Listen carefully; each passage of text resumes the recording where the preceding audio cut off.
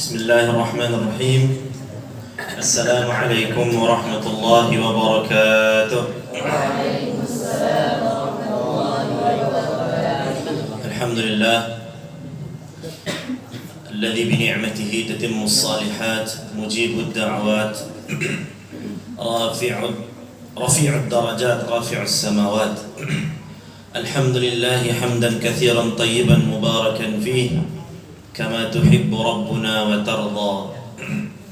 Allahumma arzuqna ilman nafi'a wa rizqan tayyiba wa amalan salihan mutaqabbala. Allahumma 'allimna ma yanfa'una wanfa'na bima 'allamtana wa zidna ilma. Allahumma ij'al ma 'allamtana hujjatan lana la 'alaina innaka antal jawadul karim. Subhanaka la ilma lana illa ma 'allamtana innaka antal alimul hakim. Para ustaz dan ustazah, para hamalatul Quran yang dimuliakan Allah Subhanahu wa taala. Alhamdulillah, Allah kembali kumpulkan kita di majlis ilmu, di mana majlis-majlis ilmu ini adalah raudhatun min riyadil jannah, salah satu dari taman surga. Rasulullah sallallahu alaihi wasallam bersabda kepada para sahabat, "Idza marartum bi raudhatin min riyadil jannah farta'u," kata Rasulullah. Kalau kalian melewati salah satu taman surga, singgahlah. Kemudian para sahabat bertanya, di mana kira-kira taman surga di dunia ini ya Rasulullah? Lalu Rasulullah mengatakan, majlisul ilmi, majlisul dzikri. Taman surga itu adalah majlis ilmu. Walaupun hanya ada seorang guru dan seorang murid, itu juga dihitung taman surga. Kata Rasulullah, kalau kita lewat, singgah. Berarti ada keutamaan untuk menyinggahi majlis ilmu, apalagi merutinkan untuk hadir di majlis ilmu. Para ustaz dan ustazah, teman-teman dimuliakan Allah Subhanahu wa taala, alhamdulillah hari demi hari, minggu demi minggu, bulan demi bulan kita lewati, kita sudah sampai ke hadis nomor 17. Ya, hadis nomor 17. Ada hadis yang maknanya biasa-biasa saja. Ada hadis yang maknanya luar biasa. Kita bicara tentang pembunuhan, kita bicara tentang hukuman yang membunuh, dibunuh, ya. Tapi ternyata ketika kita pahami itu semua, betapa indahnya syariat Islam, betapa rahmatnya syariat Islam. Benarlah firman Allah, "Wa ma arsalnaka illa rahmatan lil alamin." Jangankan sahabat Nabi, musuh Nabi pun merasakan bagaimana indahnya hidup bersama Nabi. Orang-orang Yahudi merasakan bagaimana indahnya hidup bersama Nabi, sampai mereka sendiri yang berkhianat hingga mereka diusir dari Madinah dan mereka berkumpul di Khaybar. Ya. Ada yang masih ingat suku-suku apa saja, suku Yahudi apa saja yang tinggal di Madinah?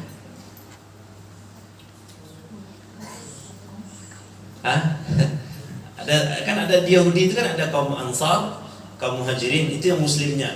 Secara umum ada Aus, Khazraj dan Yahudi, itu yang tinggal di Madinah. Dan Yahudi yang ada di Madinah ini pendatang. Yahudi ini tidak punya tempat sebenarnya. Mereka semuanya pendatang. Dan mereka lah yang mengadu domba Aus dan Khazraj, sehingga ratusan tahun ada perang dingin antara Aus dan Khazraj, sampai datang Rasulullah SAW. Kemudian suku Aus dan suku Khazraj damai. Nah, kira-kira ada teman-teman yang masih ingat apa saja suku-suku Yahudi yang ada di Madinah? Yang pertama adalah Bani Qainuqa.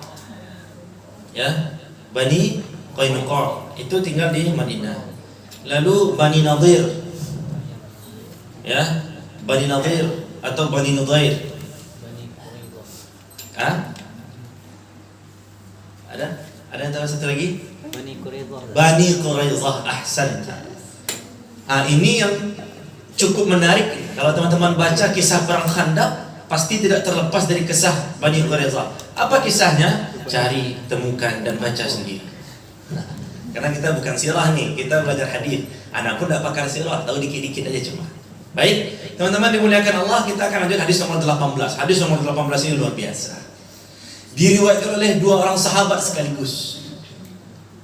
Diriwayatkan oleh dua orang sahabat sekaligus, dan dua orang sahabat ini sahabat yang luar biasa. Ya.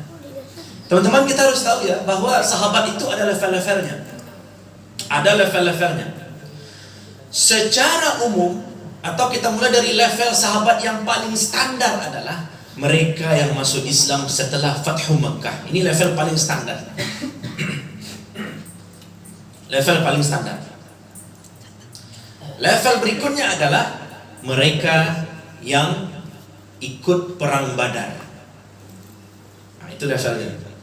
Lalu mereka yang masuk Islam sebelum hijrah. Lalu mereka yang ikut Bai'atul Ridwan.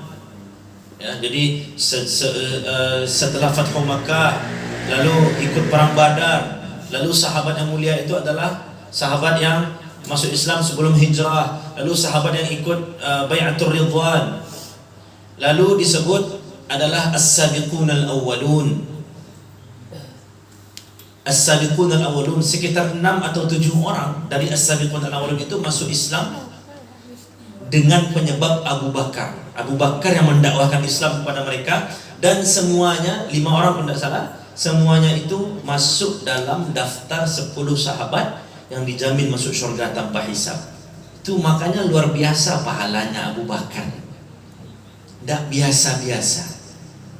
Ya. Setelah As-Sabiqun Al-Awwalun, siapa lagi yang paling hebat? Khulafaur Rasyidin. Ada berapa Khulafaur Rasyidin? Ada yang bilang 4, ada yang bilang 5, ada yang bilang 6. Yang sepakat ulama 4. Siapa? Abdullah bin Uthman, Abu Bakar Siddiq. Itu nama aslinya, Abdullah bin Uthman. Lalu Umar bin Khattab, lalu Uthman bin Affan, lalu Ali bin Abi Talib, lalu Hasan bin Ali bin Abi Talib. Lalu ditambah Umar bin Abdul Aziz. Teman-teman, kalau kita lihat nasabnya Umar bin Abdul Aziz, mungkin teman-teman masih ingat ya.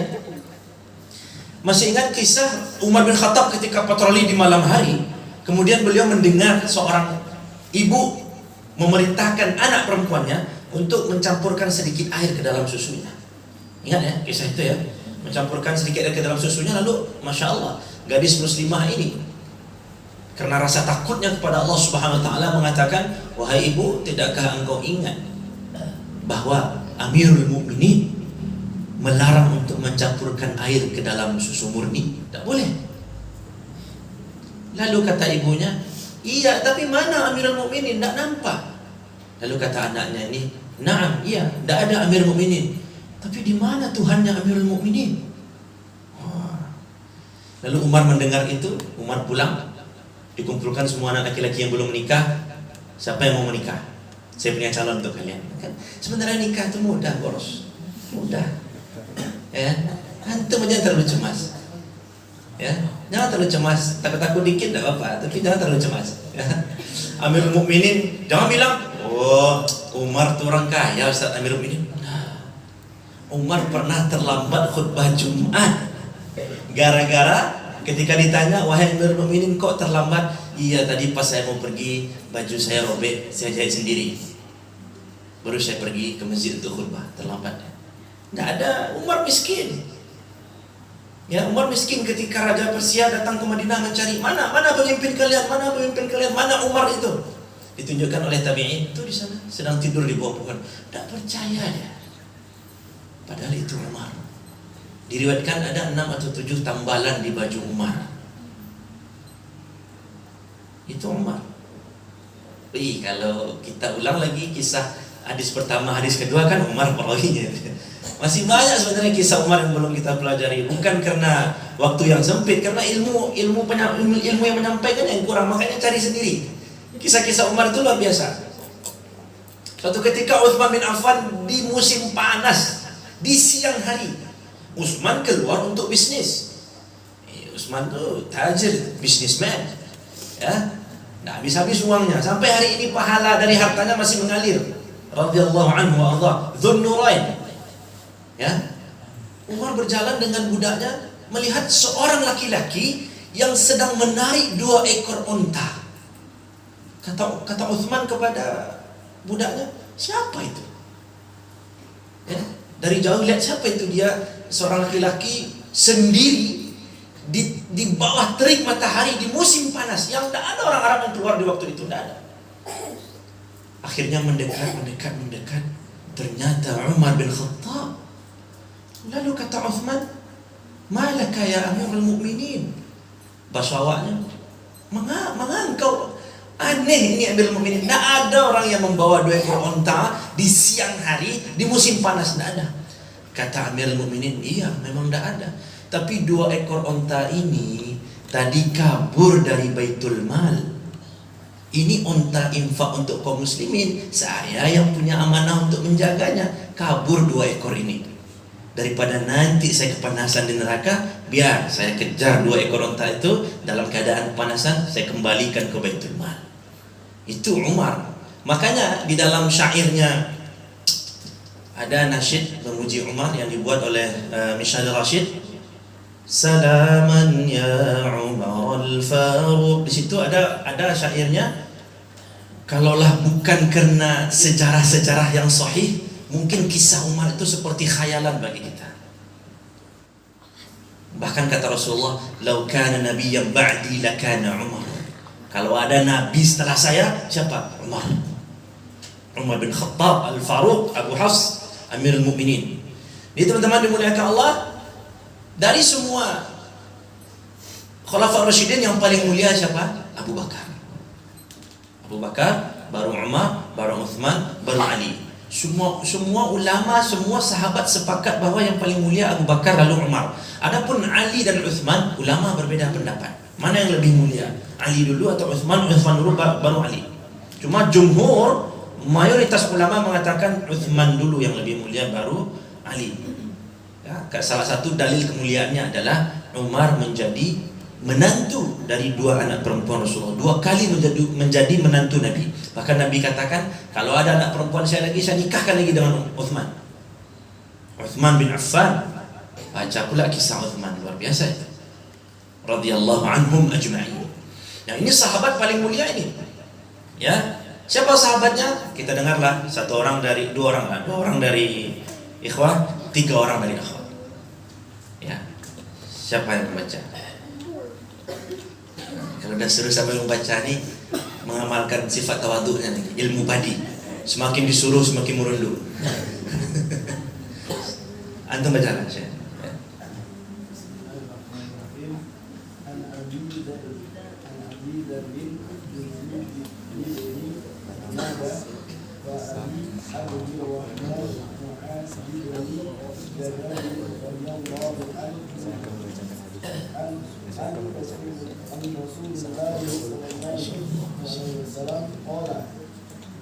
Ittaqillaha haitsuma kunta wa'atbi'is sayyi'at hasanatan tamhuha wa khaliqin nasa bi khuluqin hasan. Rawahu. Siapa di situ? Tidak ada. Tirmidzi bukan? Hah? Tirmidzi ya? Baik. Ahsanta. Nih Abu Batik, silakan. Antum sendiri pakai batik. Oh, ada 2.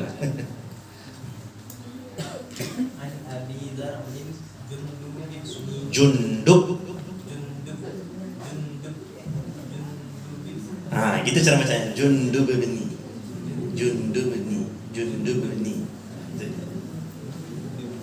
Ya. Bukan jundub.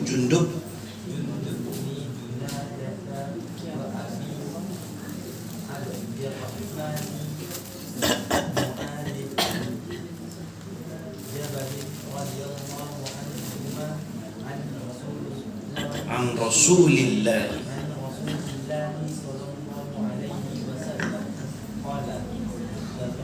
Ittaqillaha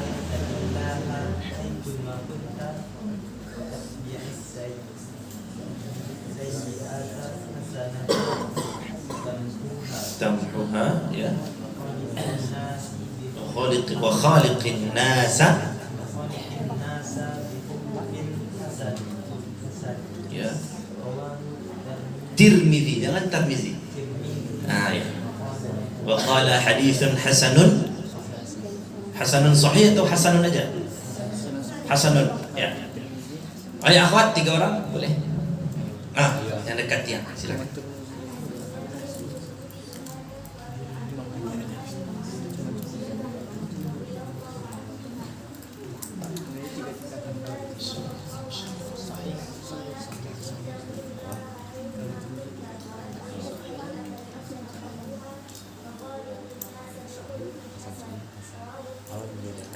ahsanti.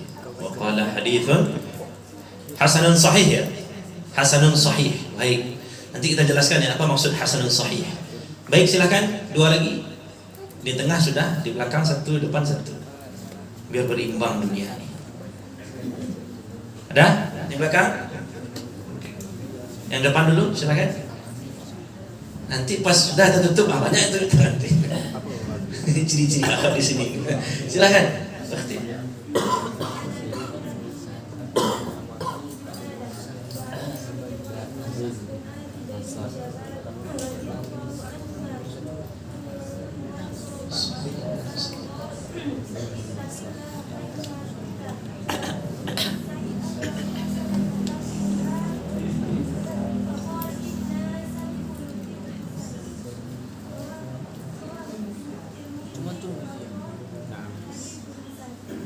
Hasan aja di situ ya. Ada yang hasanun sahih, ada yang hasan ya. Satu lagi di belakang. Ada? Kalau nggak ada kita kasih di tengah lagi. Ada yang di belakang? Ada. Di tengah ada lagi yang mau coba baca? Silakan.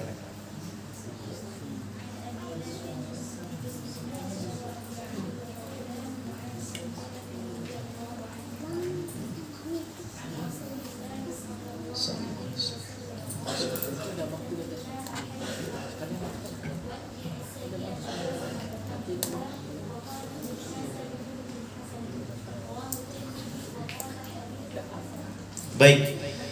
Barakallahu fikum. Nah, hadis ini riwayat Imam At-Tirmidzi. Tadi memang ada ya dalam teksnya haditsun hasan sahih ya. Ada, baik. Afwan ya, lupa buat teksnya. Hadis hasan sahih ini ya, kenapa Imam ini satu-satunya imam hadis yang melekatkan istilah hadis hasanun sahih. Kalau ulama lain sahih, hasan, dhaif. Tapi kalau Imam At-Tirmidzi di dalam banyak hadis beliau mengatakan haditsun hasanun sahih. Apa maksudnya? Ada dua kemungkinan. Yang pertama adalah hadis ini sahih menurut sebagian ulama dan hasan menurut sebagian ulama yang lain. Baik kan? Jadi beliau kumpulkan dua pendapat ulama dalam satu istilah, haditsun hasanun sahih. Hadis yang menurut sebagian ulama hasan dan menurut sebagian ulama sahih.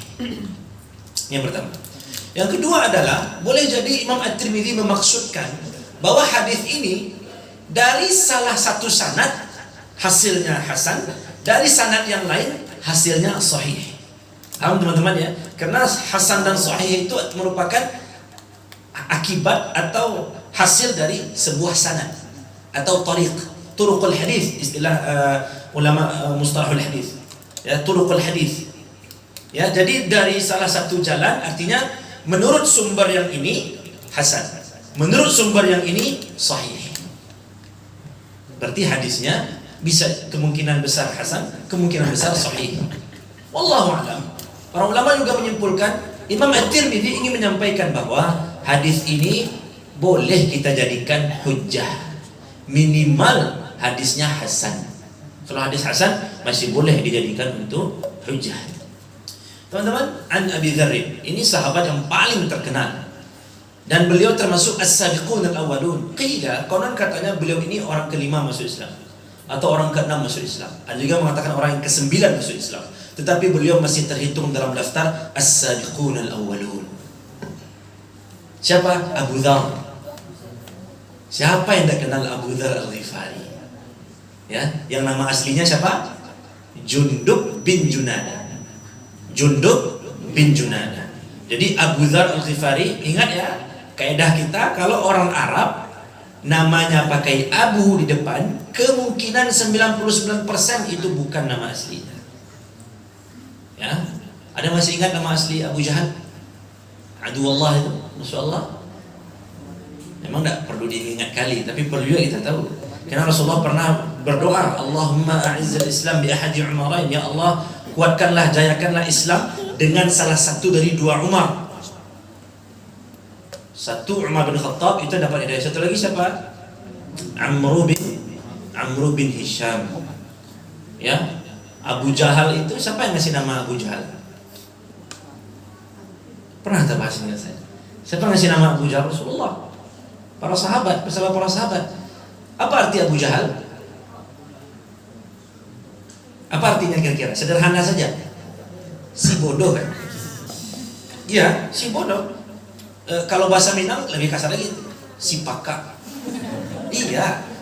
Ada istilah Minang itu basi paka. Saya jangan ada yang enggak orang Minang ya, jadilah orang Minang. Nah, jadi ya, si bodoh, gitulah ya kasarnya, si bodoh. Abu Jahal ini kan pemimpinnya orang kafir Quraisy ya. Mungkinkah orang Quraisy memanggil pemimpinnya dengan panggilan si bodoh? Enggak. Lalu Abu apa ini Abu Jahal sebelum dikasih Abu Jahal? Abul Hakam.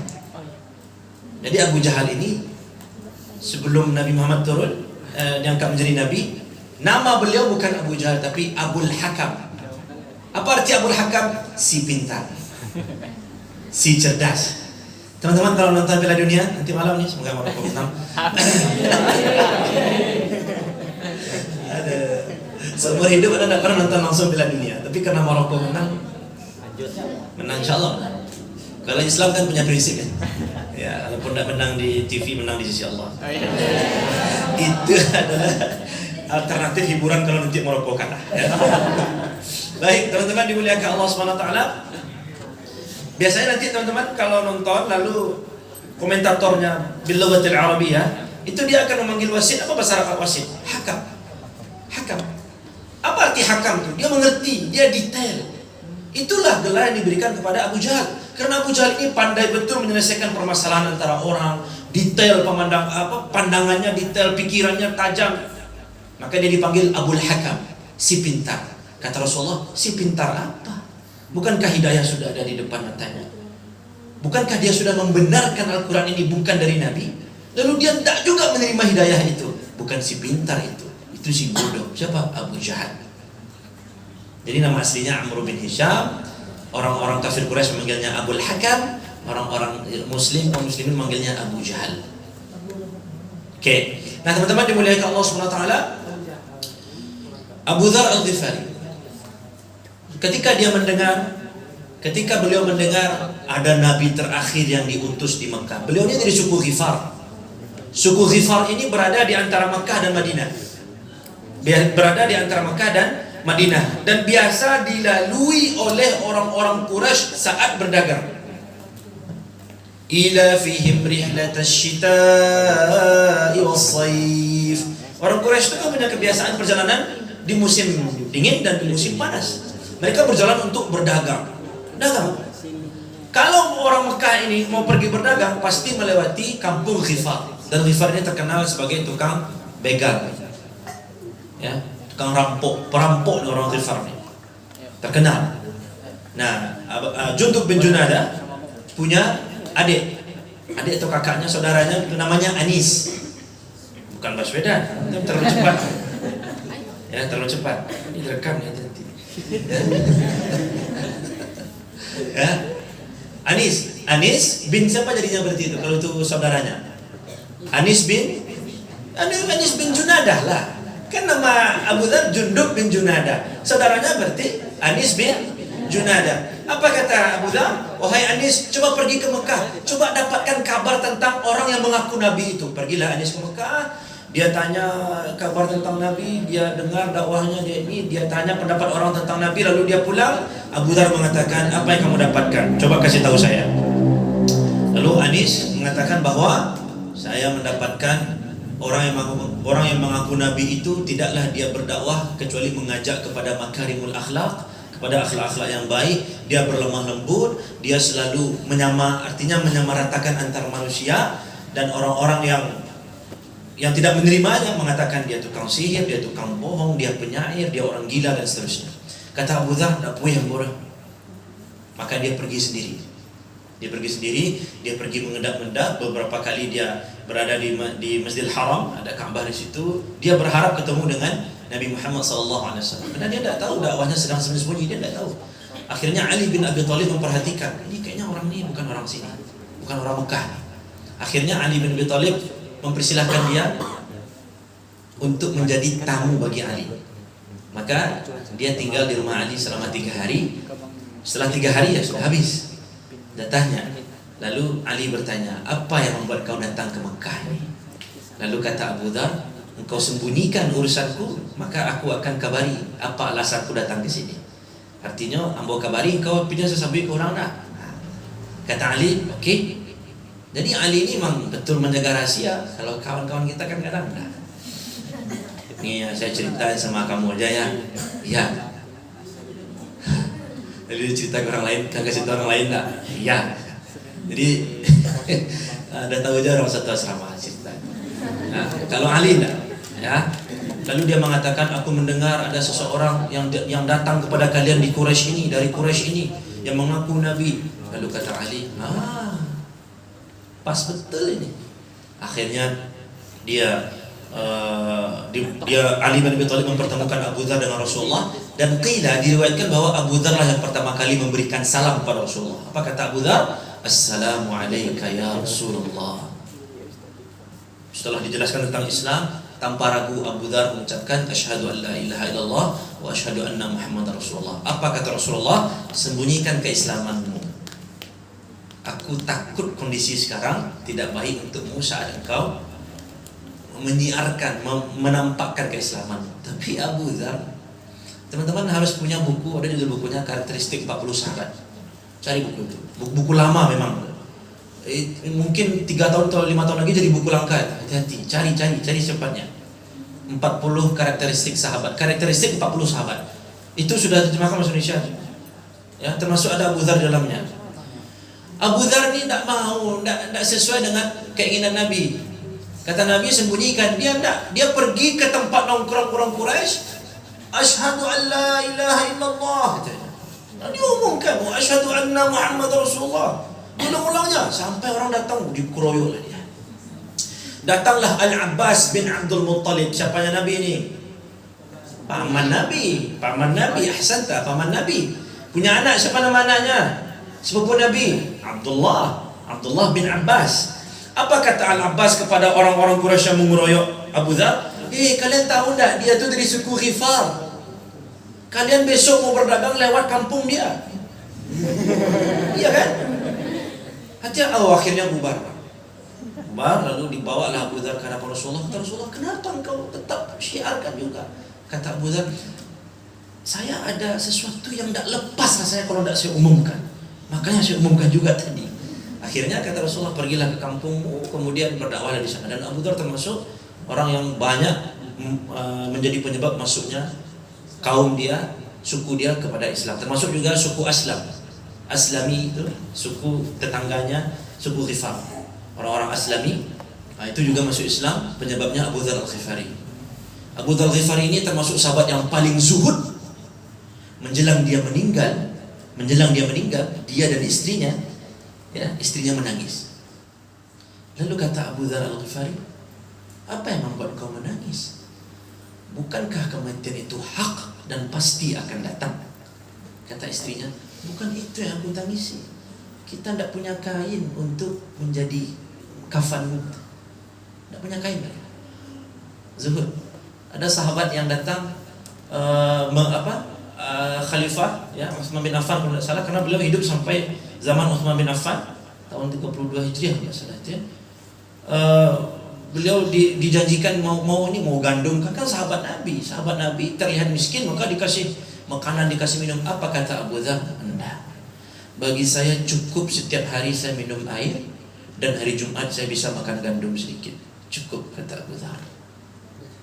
Tidak ada sedikit pun perabot di rumah Abu Dhar Al-Ghifari. Suatu ketika, ini yang menarik, keutamaan Abu Dhar Al-Ghifari. Suatu ketika Abu Dhar Al-Ghifari ikut perang bersama Nabi Muhammad SAW. Abu Dhar itu naik onta, dan ontanya lambat betul. Lambat, akhirnya ditinggalkannya ontanya, dia ambil peralatannya, dia jalan. Dialah orang terakhir yang datang gabung kepada pasukan. Rasulullah sudah sampai di posko beliau, para sahabat sudah berada di tempat mereka. Ada seorang sahabat yang bertugas untuk melihat siapa yang datang. Akhirnya sahabat mengatakan kepada Rasulullah, ya Rasulullah, ada yang datang tuh sendiri. Lalu kata Rasulullah, kun Abu Dhar, saya yakin itu Abu Dhar. Terus ketika dilihat ternyata iya Abu Dzar. Kata Rasulullah, rahimallahu Abu Dzar yamshi wahdahu wa yamutu wahdahu wa yub'atsu yaumal qiyamati wahdahu. Kata Rasulullah, semoga Allah merahmati Abu Dzar. Dia jalan sendiri, mati pun besok akan sendiri, dan nanti di akhirat semua orang dibangkitkan berkelompok dengan umat mereka masing-masing. Abu Dzar bangkit sendiri. Dia selevel dengan sebuah umat radhiyallahu anhu. Memang meninggalnya pun sendiri. Meninggalnya pun sendiri di sebuah daerah yang terpencil, ya. Ketika dia sudah meninggal, Abdullah bin Mas'ud lewat bersama rombongannya, melihat jasad Abu Dzar sendiri aja terkapar begitu, sudah meninggal sesuai dengan sabda Rasulullah. Maka ketika melihat itu, Abdullah bin Mas'ud turun dari kendaraannya, kemudian dia mendekati jasad Abu Dzar Al-Ghifari. Kemudian Abdullah bin Mas'ud mengatakan, "Shadaqa Rasulullah." Benarlah Rasulullah yang mengatakan bahwa sesungguhnya Abu Dzar jalan ke medan perang sendiri dan mati pun sendiri, dan dia akan diutus dan dia akan dibangkitkan nanti di hari kebangkitan dalam keadaan sendiri. Abu Dzar Al-Ghifari. Teman-teman dimuliakan Allah. Lalu Abu Abdurrahman. Siapa Abu Abdurrahman? Mu'adz bin Jabal. A'lamun nasi bil halal wal haram. Orang yang paling tahu, paling mengerti, paling paham tentang halal dan haram siapa? Mu'adz bin Jabal. Kalau orang yang paling tahu dengan rahasia Nabi siapa? Siapakah sahabat yang dijuluki sebagai orang yang paling tahu dengan rahasia Nabi? Bahkan sebelum Umar bin Khattab meninggal, Umar panggil sahabat ini dan mengatakan, "Wahai fulan, apakah ada namaku dalam daftar orang-orang munafik?" Karena sahabat ini tahu siapa orang-orang munafik yang Rasulullah sebutkan. Siapa dia? Hudzaifah bin al-Yaman. Itu pemegang rahasia Rasulullah SAW. Bayangkan Umar bin Khattab. Lagi-lagi Umar. Kita kembali pada Umar, ya. Orang yang sudah dijamin masuk syurga, ikut perang Badar. Apa kata Rasulullah kepada ahli Badar? Isna'u ma syi'tum. Kerjakanlah apa kalian mau lakukan. Allah sudah ampuni dosa kalian. Khulafaur Rasyidin dijamin masuk syurga tanpa hisab. Tetap saja menjelang meninggal, dia panggil Hudzaifah dan dia bertanya, "Apakah ada namaku dalam daftar orang-orang munafik?" La ilaha illallah. Radhiyallahu anhu warḍah. Jadi teman-teman, kita ini sebenarnya punya banyak figur yang bisa kita jadikan idola. Ana berharap minggu depan kalau umur panjang dan tetap pengajian, Ana akan tanya secara random, masing-masing harus punya satu sahabat yang dijadikan idola. Wajib fardu ain.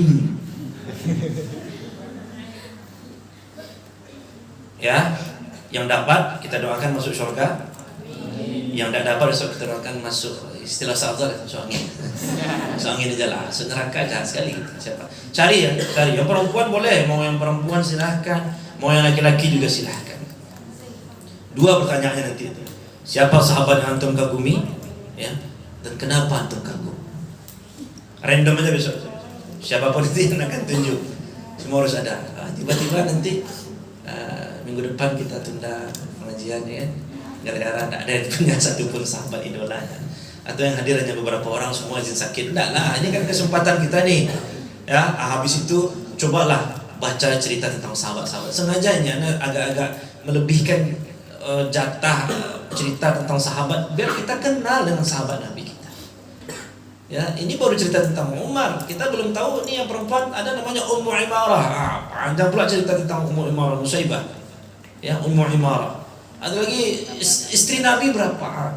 Anak perempuan Nabi ada 4. Coba kisah-kisahnya bagaimana? Ya. Lalu siapa-siapa saja perempuan-perempuan yang ikut hijrah ke Habasyah? Bagaimana kisah Ummu Salamah? Bagaimana kisah banyak. Di Madinah bagaimana kisah istri Nabi Sofia? Ya, yang orang Yahudi. Yang dari keturunan Yahudi. Bacalah kisah-kisah beliau. Antum laki-laki banyak itu kisah-kisah sahabat. Kalau anak ditanya, ya kalau anak memang banyak. Tidak cukup satu sahabat jadi idola. Tidak cukup. Abu Bakar itu luar biasa. Memang ya gaya bercerita orang Indonesia dan orang Arab berbeda. Ini tahadduts bi ni'matillah. Kami menceritakan nikmat Allah. Alhamdulillah kami bisa bahasa Arab. mengerti bahasa Arab. Itu kita udah download di YouTube itu, ya, itu premium, ya kan? Iyalah, hari gini masih iklan. Kita udah download semua tuh, cerita, mulai dari cerita Abu Bakar. Nama syekh yang menceritakannya dua, favorit ada dua. Cuma orang Arab dua-duanya. Tariq Suwaidan dan Nabil Al-Awadi. Dua ini. Tariq Suwaidan, Nabil Al-Awadi. Itu Khulafaur Rasyidin lengkap semua. Lalu jadi sirahnya itu 4 Khulafaur Rasyidin, lalu Al-Asyarah Al-Basyirina bil Jannah, kemudian Ahlu Badar, lalu masuk pula kisah-kisah tabi'in, kibarut tabi'in, sigharut tabi'in, termasuk di situ kisah Abu Hanifah, kisah Imam Malik, kisah Imam Syafi'i, kisah Imam Ahmad. Sudah. Terakhir Anda mendengar itu kisahnya Uthman. Belum lanjut sekarang, karena dulu mendengarnya saat perjalanan bolak-balik Padang Solo pagi, dengar, dapat sepenggal kisah. Nanti Solo Padang pagi itu. Nanti Padang Solo, waktu nanti tinggal di Solo dulu, sebelum pandemi, dengar pula sepenggal kisah. Dapat tuh. Itu kalau cerita Abu Bakar, tidak merinding dengar. Lalu kalau kisah yang heroik, Khalid bin Walid di masa jahiliyahnya pun tidak pernah kalah perang. Ketika dia coba bayangkan, itu takdir Allah itulah. Tidak tahu kita di mana kita mati. Sudah ratusan perang diikuti oleh Khalid bin Walid, berharap mati sebagai pahlawan perang. Di mana matinya? Di atas kasur. Di atas kasur. Ini perkataan Khalid bin Walid yang luar biasa. Khalid bin Walid mengambil Quran, mengambil mushaf, ya, lalu mengatakan bahwa bahasa Indonesianya ya artinya, wahai kalamullah, maafkan aku karena jihad telah menyibukkanku dari membacamu. Jihad bos, jihad, bukan jihaz. Apa arti jihaz? Handphone, laptop, itu jihaz. Makanya sering dipelesetkan oleh para ulama. Ya ketika dia mengambil mushaf, ashghalani ankal jihadu, kata Khalid. Kata orang sekarang, ashghalani ankal jihazu. Na'udzubillah. Dan ana yakin tidak ada di sini. Mustahil ada yang di sini. Masa iya waktu dengan handphonenya lebih banyak daripada dengan Qurannya dibisa nih, agak mustahil rasanya. Di sini aja kayak gitu, apalagi waktu libur. Begitu ini gaya Ustaz Afdal nih ya. Kok tidak bisa sekali seminggu, 2 kali seminggu? Karena terpengaruh juga nih. Ya, kalau di sini aja bisa fokus dengan Quran, apalagi ketika di rumah. Karena di sini niatnya belajar, kalau di rumah 2 niatnya belajar dan berdakwah. Akan lebih kuat lagi, akan lebih fokus lagi. Jika Khalid bin Walid dimandikan, tidak ada satupun luka di punggungnya, semua luka di depan. Apa artinya itu? Tidak pernah membelakangi musuh, tidak pernah lari dari musuh. Radhiyallahu anhu. Jadi teman-teman dimuliakan Allah SWT, Mu'adz bin Jabal ini adalah sahabat yang faqih, diutus oleh Rasulullah ke negeri Yaman. Diutus ke negeri Yaman. Untuk apa? Mendakwakan Islam. Maka Rasulullah bertanya kepada Mu'adz bin Jabal, "Fima taqdi ya Umar?" Ya Mu'adz, "Bima taqdi ya Mu'adz?" Kalau engkau mendapatkan masalah, dengan apa engkau memutuskan masalah tersebut? Apa kata Mu'adz? "Aqdi bi kitabillah." Aku akan putuskan dengan kalamullah. Fa illam tajid, kalau kamu tidak ketemu dalam Al-Quran, aqdi bi sunnati Rasulillah. Aku akan putuskan dengan sunnah Nabi. Di poin terakhir ini nih yang menunjukkan kecerdasan Mu'adz bin Jabal. Apa kata Rasulullah? Fa illam tajid, kalau belum juga kamu temukan, tidak ada di Al-Quran, tidak ada di sunnah, apa kata Mu'adz? Ajtahidu ra'yi, saya akan berijtihad. Apa itu ijtihad? Kita mulai meraba-raba hukum yang secara tekstual tidak ketemu dalam Al-Quran, tidak ketemu dalam hadis. Dulu sudah tercontohkan. Apa dasar pengharaman narkoba? Ada dalam hadis? Enggak. Ada dalam Quran? Enggak. Ijtihad. Bentuk ijtihadnya apa? Qiyas. Disamakan hukumnya dengan hukum khamar, sama-sama memabukkan. Itu proses, itu namanya ijtihad. Narkoba menyebabkan mabuk, khamar ada ayatnya dan menyebabkan mabuk. Oh, kalau penyebabnya ketemu, berarti ketemu juga hukumnya. Sama-sama haram. Itu namanya ijtihad. Nama bentuk ijtihadnya qiyas. Banyak lagi kalau kita dalami. Nah, maka teman-teman dimuliakan Allah Subhanahu wa taala, lalu kata Rasulullah, alhamdulillahilladzi waffaqa Rasulullah sallallahu alaihi wasallam.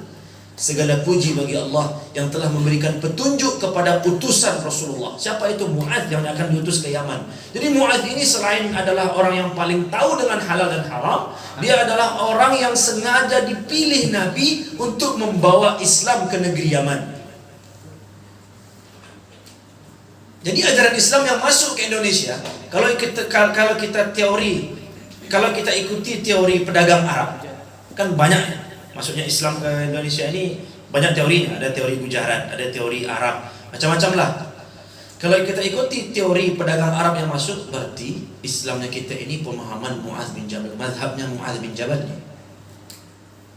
Ya, tapi tidak ada yang menamakan mazhab Mu'adz bin Jabal. Tapi ya guru agama orang Yaman itu Mu'adz. Ilmu mereka kembali kepada Mu'adz. Dan Mu'adz bin Jabal lama di Yaman, sehingga ketika Rasulullah meninggal pun Mu'adz tidak sempat ketemu dengan baginda sallallahu alaihi wasallam. Teman-teman dimuliakan Allah SWT, ini dua sahabat yang mulia. Dua sahabat yang levelnya tidak biasa. Dua sahabat yang di mata Rasulullah sallallahu alaihi wasallam ini tidak biasa-biasa. Dan ternyata kalau kita lihat hadisnya pun tidak biasa-biasa. Apa isi hadisnya? Insya Allah detailnya kita akan lanjutkan minggu depan. Tapi Anda mau ngasih gambar umum saja. Kenapa hadis ini dikatakan hadis yang luar biasa? Bahkan kata para ulama, hadal hadis aslun min usulil akhlaq. Hadis ini adalah pondasi inti akhlak seseorang. Karena hadis ini membagi tiga akhlak. Akhlak kepada Allah, akhlak kepada diri sendiri, dan akhlak kepada orang lain. Apa akhlak kepada Allah dalam hadis ini? Ada yang tahu kira-kira? Pakai kirologi aja, dikira-kirain. Yang mana? Yang bagian mana akhlak kepada Allah? Ittaqillah. Nah, itu akhlak kepada Allah. Ittaqillah haitsu ma kunta. Insyaallah minggu depan kita bahas takwa sehabis-habisnya. Ya. 2 bulan ini atau 3 bulan ini kami, Anda pribadi cukup suka membawakan tema khutbah tentang takwa. Beberapa diupload di YouTube oleh pengurus masjidnya, beberapa enggak. Ya, artinya kita baca terus tentang takwa, apa itu takwa. Kita tambah-tambah terus. Ternyata pengertian takwa itu luar biasa. Bahkan ada ulama yang menghimpun keutamaan takwa yang dia kumpulkan lebih dari 70. Lebih dari 70 itu keutamaan takwa.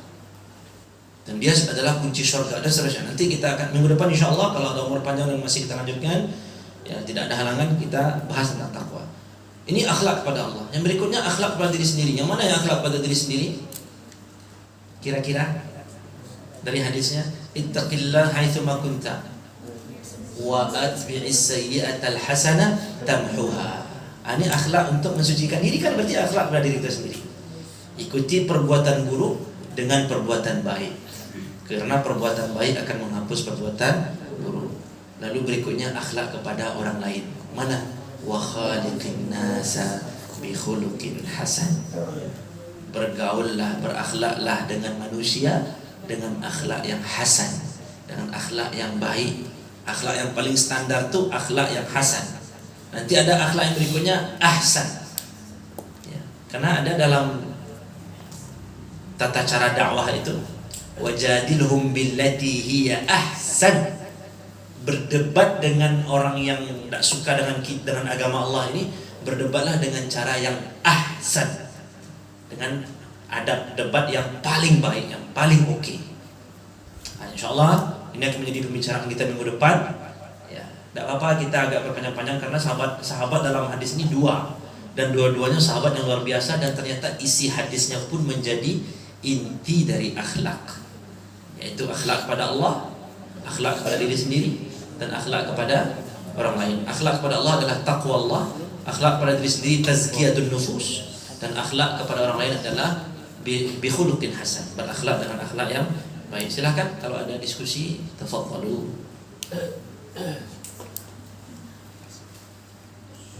Kalau ada yang mau ditulis, apa? Anda tunggu 3 menit supaya pas selesai. 50 menit.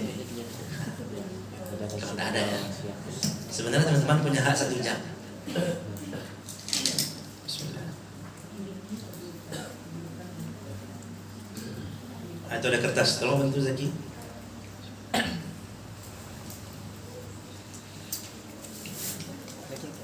Ini Masya Allah nih, kemarin tidak ada lampu, sekarang ada lampu. Sekarang udah hidup, besok hidup tuh. Meningkat terus ya. Insya Allah. Tunggu dulu, ini dulu. Jangan, atau antum lah dulu, nanti lupa pula antum pertanyaannya. Bismillah, terkait hadis yang sebelumnya Ustaz. Hadis yang sebelumnya, Hadis yang kemarin ihsan. 16 tentang apa itu? nasihat Auslini. Hah? Auslini. Sini, yang iya la taghdab ya. Iya. Itu perbedaan nasihat sama wasiat apa? Baik. Kemarin membahas wasiat juga. Baik.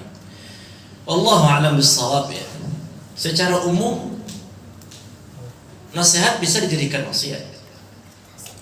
Tapi nasihat ini masuk kepada hal yang kecil, masuk juga pada hal yang besar. Kalau wasiat itu biasanya hal yang besar-besar saja. Hal yang azim sya'n. Ya, hal yang ya kayak orang tua menasihati besok jangan terlambat lagi ke sekolah ya. Itu biasanya disebut nasihat. Ya.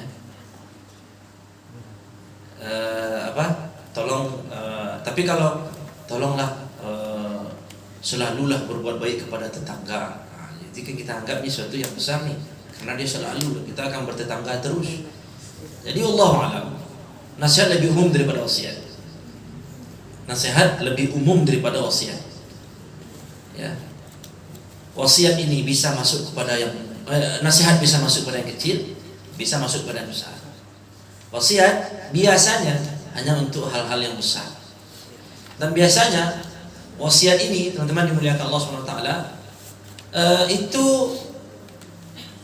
bukan selalu ya, tapi sering terjadi saat atau sebelum perpisahan.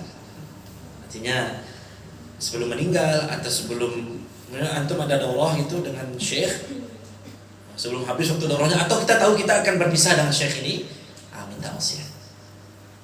Maksudnya ketemu dengan orang-orang yang jarang kita ketemu, itu juga biasanya minta wasiat. Jadi kalau antum ingin diberikan nasihat yang besar, bahasakan wasiat. Tapi kalau antum minta nasihat, ya kadang dia bilang aja, jangan lupa ya makan pakai tangan kanan terus. Iya, itu nasihat dan sunnah Nabi, itu suatu yang besar juga sebenarnya. Tapi biasa aja dia karena antum mintanya nasihat. Tapi kalau antum ingin dia memberikan nasihat yang besar, mungkin lebih mantap antum bilang minta wasiat kan syekh. Ausini, minta wasiat. Karena kenapa ana bilang nasihat lebih umum daripada wasiat? Karena Rasulullah mengatakan di hadis sebelumnya juga ad-dinun nasihat. Di dalam nasihat itu ada wasiat. Nah, biasanya nasihat yang disebut wasiat adalah nasihat yang besar-besar. Wallahu a'lam. Wallahu a'lam.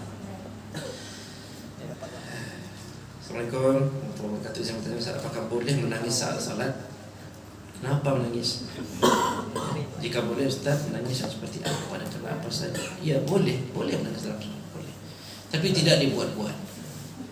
Tidak dibuat-buat. Yang boleh ada ya, Allah a'lam, mungkin teman-teman juga sudah lebih paham tentang hadis. Salah satu, bukan hadis ya, atau perkataan ulama yang ada anjuran untuk pura-pura menangis saat baca Quran. Artinya menangislah saat baca Quran kalau tidak mampu ya, walaupun mungkin ada yang bilang ini dhaif riwayatnya atau yang lain. Tapi itu saat baca Quran, bukan saat salat. Kalau saat salat itu kita sedang berdiskusi dengan Allah Subhanahu wa taala. Kita sedang ngomong sama Allah Subhanahu wa taala. Jangan pura-pura nangis. Jangan pura-pura nangis. Nah, biasanya memang ana cerita dikit aja ya, tahadus bi nikmatillah. Ya lagi-lagi ini karena bahasa Arab. Beruntunglah teman-teman yang sedang belajar bahasa Arab atau pernah belajar bahasa Arab atau punya niat ingin belajar bahasa Arab. Penting belajar bahasa Arab, teman-teman. Ya. Alhamdulillah, ini lagi-lagi tahadus bi nikmatillah. 45% sampai 65% ketika kami tilawah itu kami paham apa yang kami baca. Maknanya ya, artinya ya. Tapi kalau tafsirannya ya perlu kita baca tafsiran. Kami paham terjemahannya saja. Kalau tafsiran itu ahli tafsir. Kenapa ya? Karena Allah berikan ilmu bahasa Arab. Nah itu kadang ya ketika kita salat,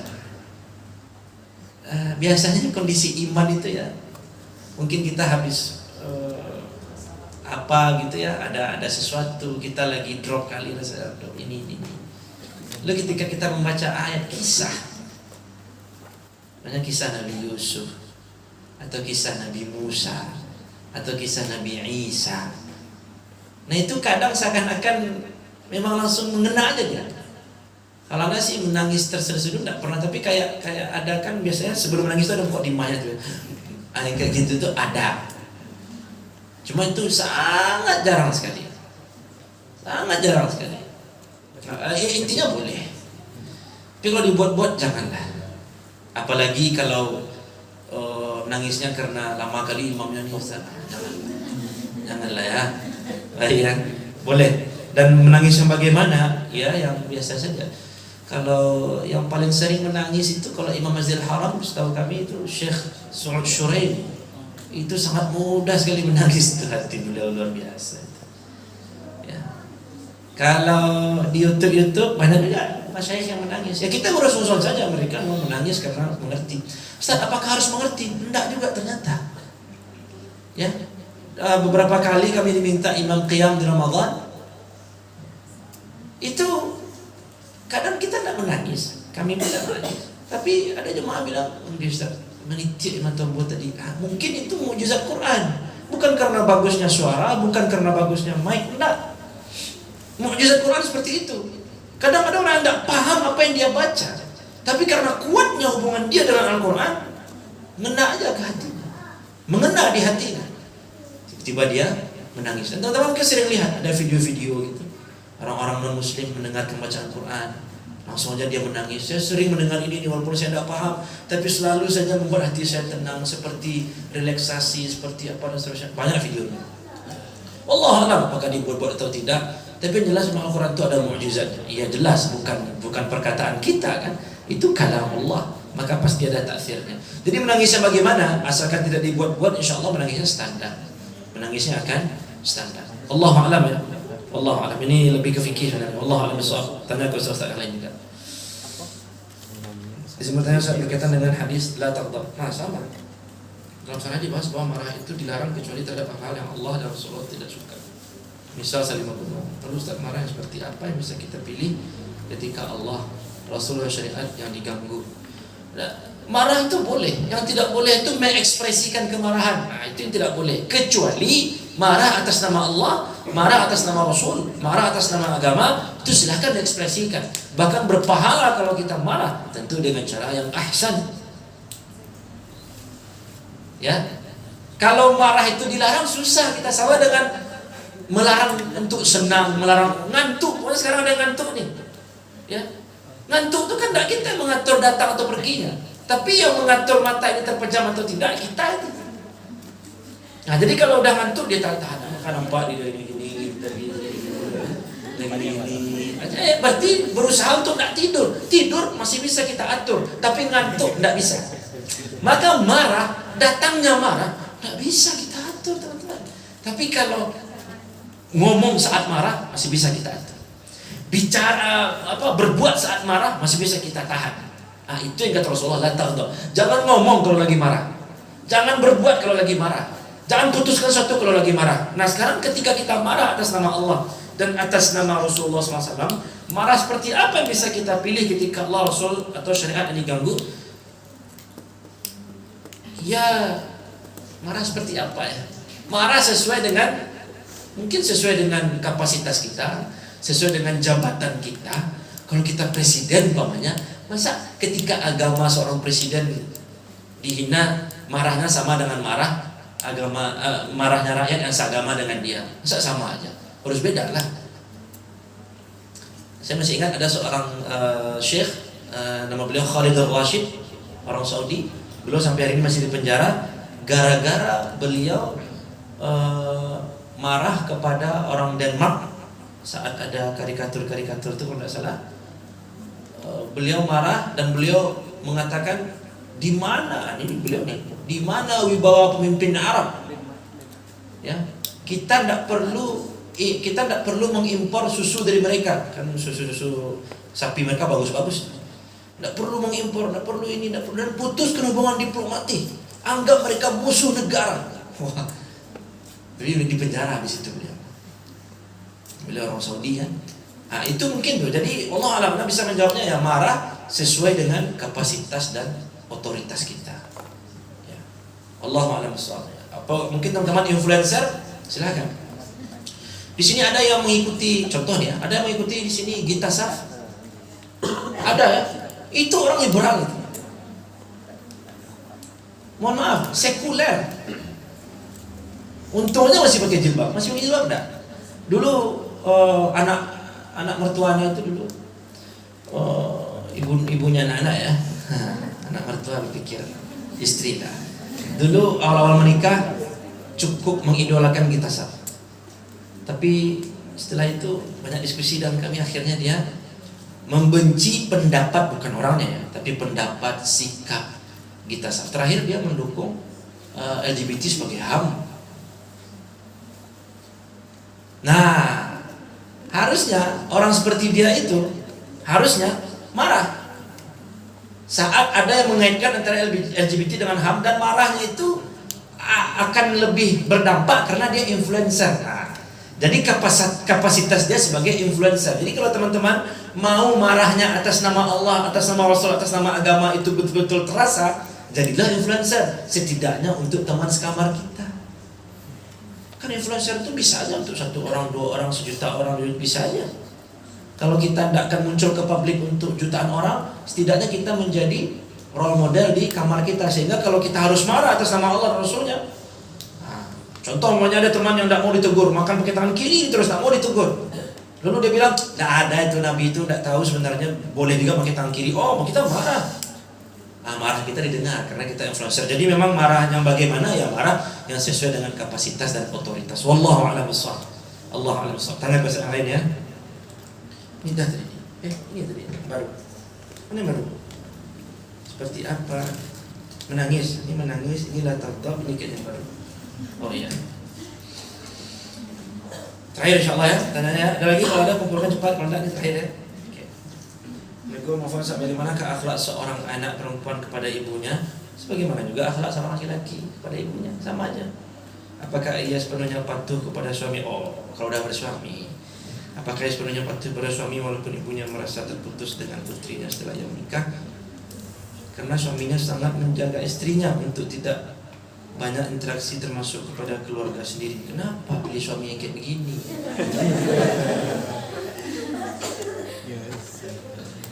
Ini lagi-lagi tahdus binikmatillah. Untung anda dapat istri orang Solo. Ya, orang panjang kan? Nah, ini orang kota Solo. 2 jam sampai tempat mertua. Oh, butuh darurat 2 jam insyaAllah sampai gitu tempat orang tua. Umpamanya malam ini istri bilang, yalah kita ke tempat mama di Solo. Ayo bisa. Subuh pagi saya datang lagi sih, sering. Dulu kami mengisi taklim di Al-Munawwarah itu malam minggu dulu. Lalu kami ubah karena malam minggu itu jadwal untuk mengunjungi mertua. Biasanya kami ngisi taklim selesai jam 10 malam. Maksimal lah 10 malam. Dengan ngobrol sama pengurus 10 malam. Dari sini langsung ke Solo. Karena kosong malam kan itu biasanya 1,5 jam sampai. Alhamdulillah. Ya. Jadi kenapa? Jadi memang betul-betul teman-teman filter lah. Bukan terlalu banyak pilih, enggak. Tapi kalau bisa ini masuk dalam kriteria kita mencari pasangan yang tetap menjaga silaturahim dengan keluarga besar namanya. Makanya Anda sering bilang kepada teman-teman yang akan menikah. Menikah itu kan bukan tentang kita dan dia aja. Ini tentang keluarga kita, keluarga besar kita, dan keluarga besar dia, keluarga dia. Dia akan menjadi salah satu anggota keluarga kita. Lebaran dia akan ikut kadang keluarga kita, kadang kita ikut keluarga dia. Nah, ini luar biasa ini. Kecuali wallahu alam mertuanya ini memberikan pengaruh buruk, ada tanpa disadari. Tapi jarang. Tapi ada. Maka teman-teman dimuliakan Allah Subhanahu wa taala,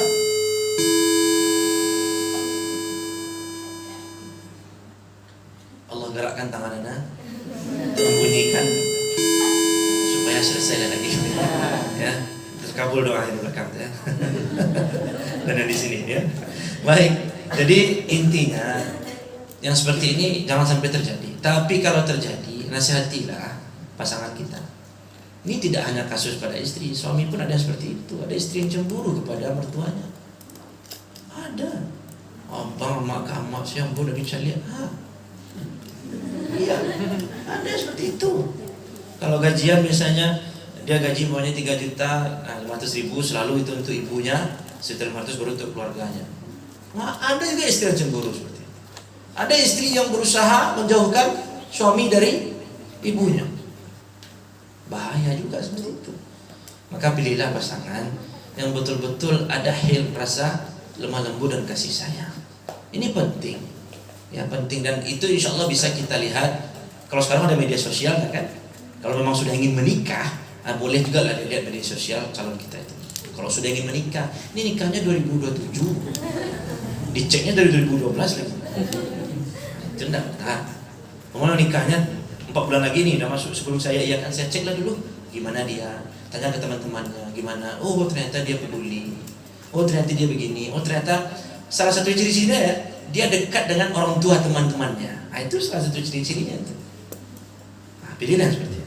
Ini Ustaz Afdal insya Allah lebih paham lah ilmunya. Ya, nah, banyak-banyak bertanya juga ke beliau. Jadi untuk sebelum nikah konsultasi, harus banyak konsultasi. Ya, persiapan nikah itu ya teman-teman. Ini kan karena menanya tentang status perempuan sudah nikah ya. Ya, dia harus punya ilmu tentang itu dan harus punya kalau laki-laki harus punya strategi untuk nafkah. Tidak wajib punya pengalaman. Kalau sudah berpengalaman pun masih boleh juga. Cuma tidak wajib. Syarat pengalaman itu tidak wajib tuh. Ya, syarat pengalaman tidak wajib. Jadi teman-teman dimuliakan Allah SWT, tetaplah seorang perempuan tetap berusaha untuk berbakti kepada ibunya walaupun sudah menikah, dengan cara mencari calon suami yang akan menjadi jembatan bakti seorang anak perempuan kepada ibunya. Nah itu dia. Memang ya ketaatan perempuan berpindah pada suami, memang inti ketaatan.